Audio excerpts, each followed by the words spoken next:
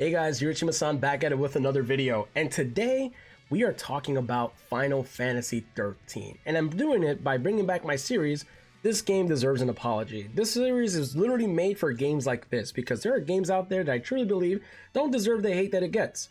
And now you're probably wondering, why are we talking about Final Fantasy 13 out of nowhere? Well, a couple days ago, I went to buy Raidu Remaster at GameStop. I bought the physical version for Switch 2, although it's a game key card situation, whatever.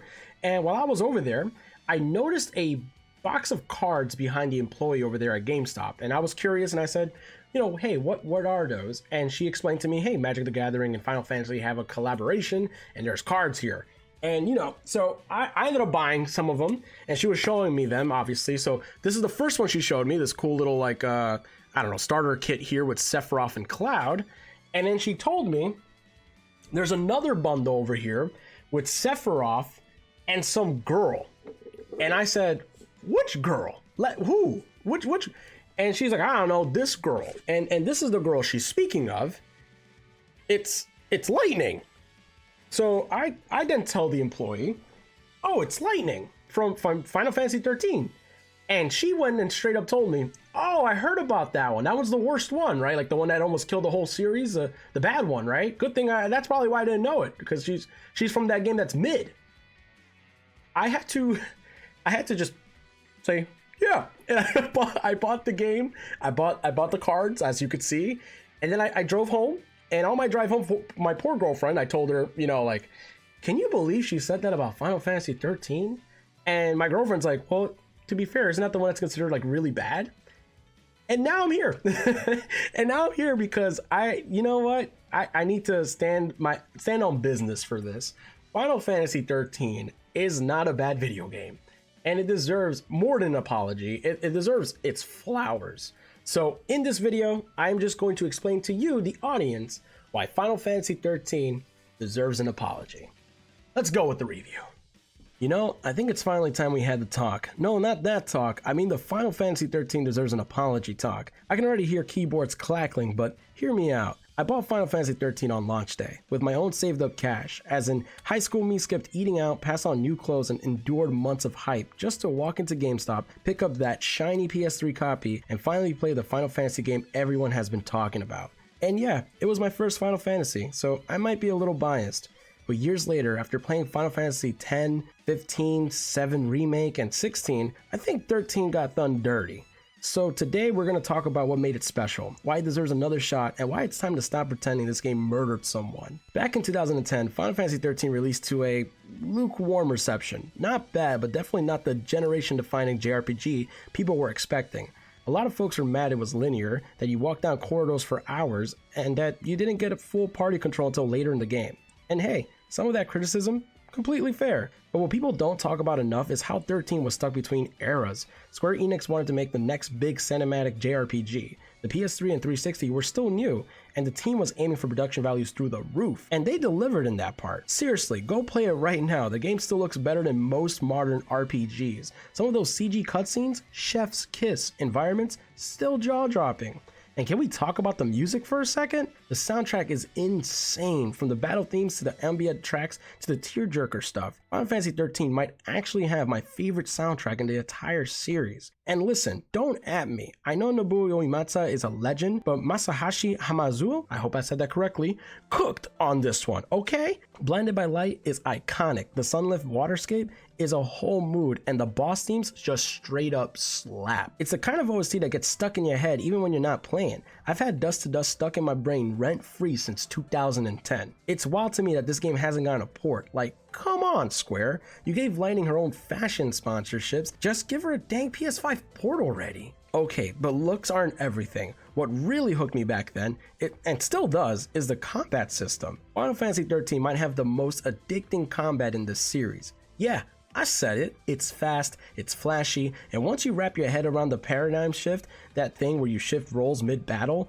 it becomes this frantic dance of strategy and timing. You're not mashing attack, you're juggling buffs, debuffs, elemental weaknesses, managing health, and staggering enemies at just the right moment to launch them into the air like anime ragdolls. It's brilliant.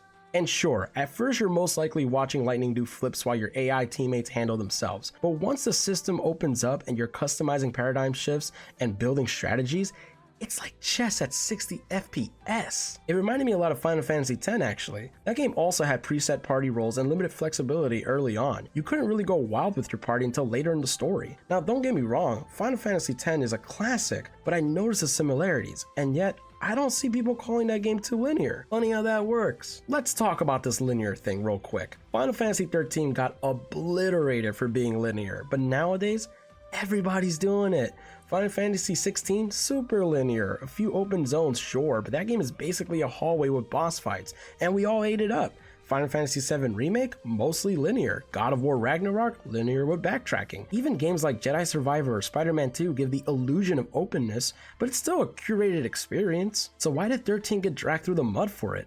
Look, linearity isn't a crime. A focused story with strong pacing and cool set pieces, that's a good thing. 13 just happened to do it when people weren't ready to accept that yet. And for the record, once you hit Grand Pulse in 13, the world does open up. It's just a little late, but it gets there. And let's not sleep on this cast. Lightning is still one of the most interesting leads in the series. Cold, blunt, but quietly caring, and her arc is surprisingly layered once you get into it. Saj, MVP, a dad trying to save his son, cracking jokes through an existential crisis, and voiced perfectly by Reno Wilson. Hope has an annoying start, but the kid grows. Fang and Vanille bring in their mythological weight that makes the whole world feel ancient and mysterious. And even Snow, who's basically a walking motivational poster, kinda grew on me. Like, he's cringe, but he's earnest cringe. The voice acting, honestly stellar across the board. Everyone fits their role. The localization is tight, and while the story might be a little dense at first, a C, falsi, Seif, and oh my. Once you start unpacking it though, there's a lot to chew on. It's about fate, fighting destiny, and deciding your own future. JRPG stuff. But it hits! Now look, I'm not saying the sequels didn't get weird. Final Fantasy XIII-2 is basically Kingdom Hearts time travel fanfiction, and Lightning Returns turns it into a walking fashionista Grim Reaper hybrid. They're fun in their own right, but they're also kinda unhinged.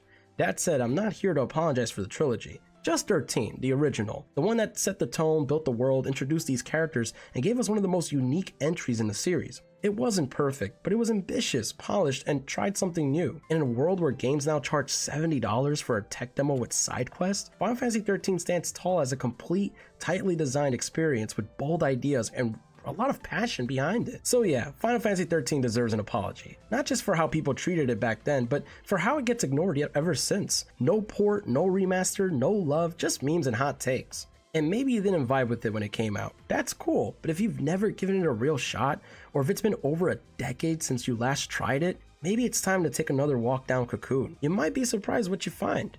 Anyway, I plan on replaying this sometime soon. It'll be my third replay, but I don't care, man. It's just too good. But seriously, I can't be the only one that feels this way about Final Fantasy XIII. If there's any defenders out there with me, please comment down below. And that's why Final Fantasy XIII deserves an apology. Like I mentioned in the video, guys, you can only play these games on the original hardware, so PS3, and right here, let me show you so you know I'm a real fan, Xbox 360. Like I mentioned, I hope one day we'll get ports, but I think Square thinks most people hate these games, and maybe that's the truth, but if this video could have helped you maybe open your eyes a little bit, then let me know in the comments below. But I truly believe, guys, that if you give it a chance, you come back over here in this video and you'll say, Yurachima-san, we were wrong, man. That game was actually kind of fun, and I'll be like, yeah, you're welcome. You're welcome. But anyways, that's all I gotta say about that. Let me know again if you guys have enjoyed this series, specifically the 13 series, or even this series too, the Deserves an Apology series. And if you haven't already, please subscribe to the channel. We cover Nintendo Switch 2 stuff, we cover Sonic stuff, and random stuff like my favorite JRPGs. But anyways, I'll catch you guys in the next videos. Peace.